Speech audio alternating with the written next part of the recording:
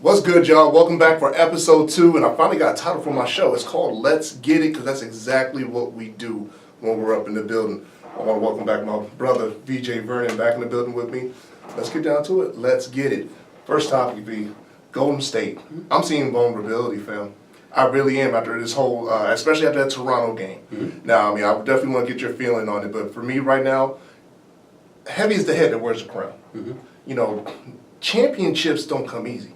And I'm sure that Golden State's learned that. They know that right now. Yeah. 3 out of the last 4, back-to-back champs. And I think the biggest thing I saw, especially after this last game against Toronto, I mean, the fact that they lost to Toronto without Kawhi, that really, really surprised me. Especially the way they lost, losing by 20.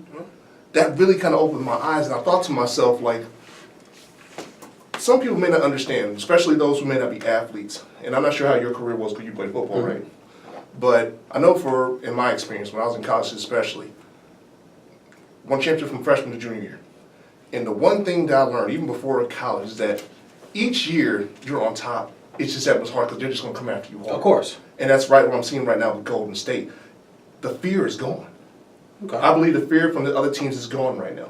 And I mean, I saw that with Toronto. I mean, the way they played, I mean, they really impressed me. Now, I know it's regular season, but I mean, so we got to keep them in perspective. But I mean, Toronto does currently hold the best record in the league. And I said, right now, I think between probably maybe fatigue, inner turmoil, whether we want to talk about it or not, there's just a lot of factors where I'm seeing like a chink in the armor. What do you think? No, I totally disagree. It's funny when you text me that yesterday. I laughed. I'm like, no, there's no. This is sports, okay? Championships, as you said, are hard to come by. Every dynasty goes through this, except for the Spurs. They were the only dynasty in our lives that we looked at, and it was never a cheat. Even go back to the Jordan dynasty. Remember the book, The Jordan Rules. Remember the book about the inserts in the book about he was telling a reporter that they were telling teammates not to pass the ball to Bill Cartwright, and you know him exactly and during the first 3, right? So there's always there were rumblings about him and Rodman in the second 3, where he kind of grew tired on Jordan. Rodman partying and showing up late the next day, and even though Jordan was doing it, but Jordan's like, I'm Jordan. But Rodman's like, yeah, but I'm 19 rebounds tomorrow night, Dennis Rodman. And also for Mike and Pip, I think they held Rodman accountable. Like, as long as you show up and do your job, that's what it really became. Okay, listen, but I think somebody grabbed the mic and said, listen, as long as he just shows up and does his job, you know. Yeah, we're good. It's Dennis is going to be next. But as you said with Golden State. And I'm just using that as a parallel example. This stuff happens. Teams will get blown out during the regular season. It's hard to get up. It's the first week. That game was the other night, so it's right in the middle of the second week of December. Like, we haven't even played a bowl game yet. Exactly. The college hasn't even played bowl games yet. So we pump the brakes. This happens with teams. Boogie's now in the G League rehabbing. Steph is still, because Steph came back on fire too. What up, Steph? The Vanilla brothers just always get it done. But I think there's nothing to worry about. That fear you're talking about, some teams, but not Toronto. Because Toronto's a good basketball team. Let's not forget. The contenders. I mean, and let's say it's too early as far as but the teams that are showing strong, the teams I think that will be in the playoffs, the Torontos, the Bostons, the Phillies, and on the west side, the OKCs. Also get Milwaukee in the East before you say Philly, though. Well, I'm just going to Milwaukee. In the west side, OKC, Denver, which we're going to touch on a little bit later. But God, Denver right now is balling. The LA Clippers are balling. I think, LeBron and them, it's still too early to tell, but I think, with this team currently, they wouldn't win a series, but I think they could, probably do a little something. I'm just saying, but the fear, I think depends on who they play. But everybody's used, I think, because when you're used to a team, like I said, 3 out of the last 4 years, we're living in the Golden State era right now. Of course. This is their era. Yeah. And the bottom line was in the beginning, when it was just Steph, Clay, Draymond, they were fortunate. I think for me, I was like, they were fortunate to win that championship. The Clippers should have beat them anyway. They took advantage of it and went on to beat LeBron the first time. Yep. But when they added KD to this roster, the first time I think the league was just like, whoa. I think the league liked it. Well, I mean, I don't think everybody. I know I didn't. Yeah. But I think everybody was just the league. Whoa. Bro, I think the league liked it. Like the front office, I think the league liked it. Probably. Yeah. But I think people were just like, whoa. From like team standpoint, because you got this monster in KD already joining Golden State who already won without him. All right, so then we went through that. They ran through LeBron, with KD, pretty much 4-1, and then just last year swept them. But I think, like I said again, in the sport, it's not like these guys aren't professionals themselves, from the coaches to the players. It's like, look, okay, we know you're tough. And just like you see a lot of these teams right now, they're adapting. Like, we're going to catch up with you. We're going to figure out, because we know the formula with you. And I think that's why I say that I think the fear factor for those teams that I think will be contenders. Now, your lower tier teams, the ones that don't have a chance. Yeah. Now, I can still see the fear there. But with that Toronto team, without Kawhi, like I said, I just feel the fear isn't there anymore. Once again, like I said, maybe Toronto doesn't fear them because Toronto knows you got Kyle Lowry. Kyle Lowry is a Philly kid. Philly kids are just tough. Yeah, you get you a Philly kid or a South Side Chicago kid or a Borough, Brooklyn, Bronx, New York kid, just some parts of this country, Richmond, Oakland, the Eastern Washington area up in Washington State and Seattle out there. You just some neighborhoods and some cities.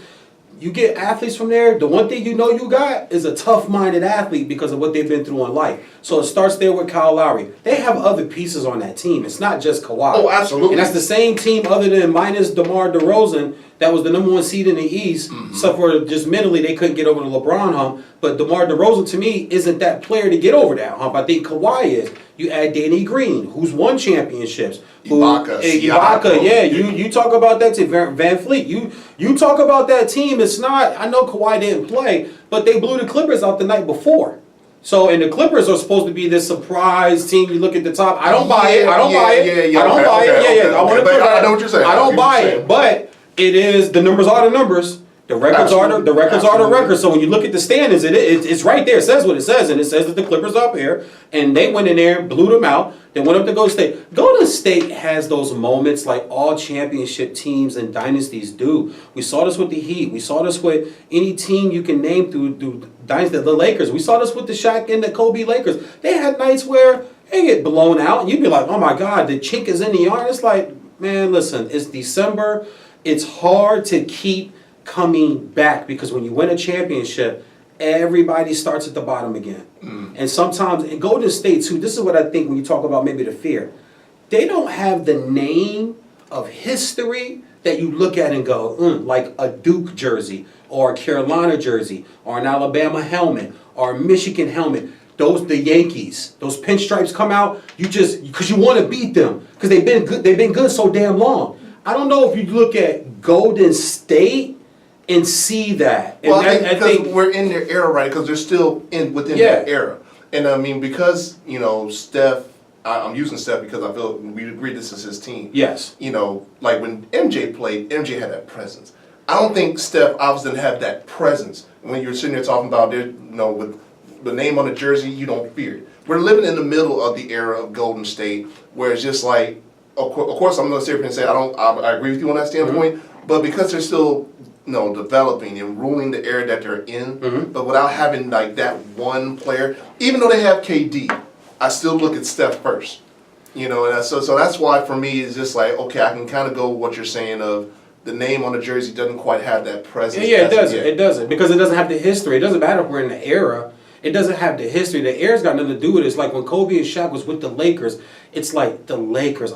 Here they come up, down 20. But, damn, here come the Lakers. Like, they got Kobe and Shaq, but there was a time when they had Magic, Worthy, and Kareem. And there was a time where they had Elgin. There was a time where they had West. They've been good for so long. Mentally, as an athlete, when you go play them, you're up to beat them. It's not like you're trying to beat Kobe. You want to beat the Lakers. You want to beat the Cowboys. You want to beat Duke. It's like Duke. Like, come on, man. You see these teams, like the game they played, I think it was about a week and a half ago. I think it was Harvard. And then, it was a tied game. 31.